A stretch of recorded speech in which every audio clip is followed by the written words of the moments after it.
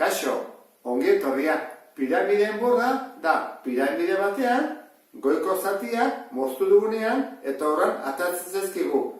Beko oina eta goiko oina, eta bi oinak desberdinak dira. Hemen ikusten den bezala. Behan oina baten moda eta goian bestea. Itxura berdinakoak, baina bada handiagoa eta bestea txikiagoa. Goazen pentsatzea esaten digutela piramide hexagonal erregular baten oina dela. Horrek esan nahi du, betik erregularra dela eta goikoa ere bai. Beraz, hau zer da? Hau hexagono erregular bat da. Behan beste bat dago. Eta alboko azalerak zer dira? Ez dira hemen azaltzen dira bezala triangeluak. Ateratzen dira trapezioak. Orduan, izango ditugu 6 trapezio berdin. Lehenengo egingo duguna izango da garapen lau bat, gutxi gora berakoa, eta gero datuak jarriko ditugu, hemen datu asko daude. Hasiko gara orduan.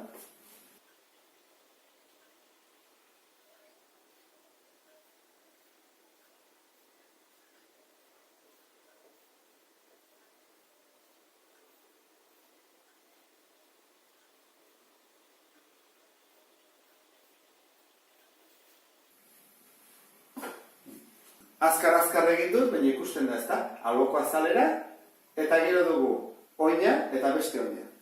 Orain, egin behar dituguna da, datuak jarri. Honen datuak, zer dakigu? Alde bakoitza 6 zentimetrokoa dela. Eta bestetik, zer dakigu? Hau ezta, zentrotik honea dijoala, eta hori nola deitzen diogu bere apotema, 5,2. Horan, hau da, 5,2 apotema. Oina honen azaleran datuak. Zenbat neurtzen du alde bakoitzak? Hemen ikusten da 10. Eta beharko dugu betere apotema. Apotema da hemenik erdia doana. Zein da? Ikusten duzu, aldearen erditik doa zentrora. Hau da, beraz, 8,76. Eta azkena. Hemen ditugu 6 trapezio. Trapezioantzat gogoratu zaitez. Jakin baritugu oina, gehi oina, bider altura. Orduan, honen luzera bakiku zein den? Bai, honen berdinea, 10. Eta honena, bai, 6. Falta zaigu altura. Zein da trapezioen altura? Hemen bi gauza daude. Edo hau da, edo hau da. Zein da iluzez zaizuna? 14,6 edo 15. 14,6 da enbor honen altura.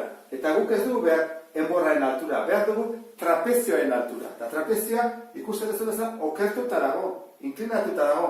Hau da, luzera. Azaletik dijoana 15.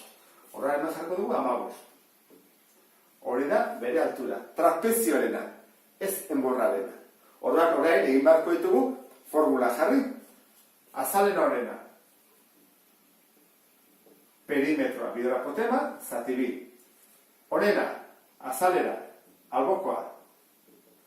Izango da, 6 aldiz, oina, gehi beste oina, bider altura, zati bi. Eta azkenik, azalera, bigarren oinarena, perimetroa bider apotema, zati bi. Eta dena dakigu, orduan da, ordezkatzea. Zer da perimetroa, buelta osoa? 6 bider 6, 36. Zein da apotema, 5,2, zati bi. Hemen, berdin. 6 bider. Zein dia oinak? 10 eta 6. Beraz, 10 gehi 6.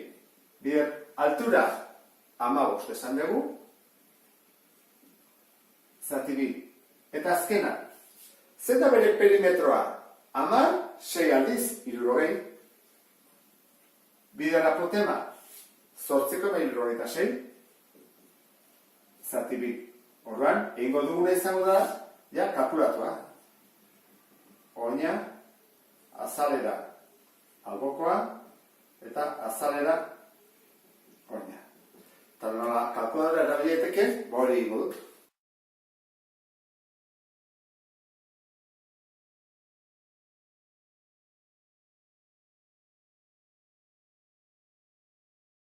Eta orain, azalera, totala, edo guztia. Zer egin bat dugu? Hiruak batu, ezta?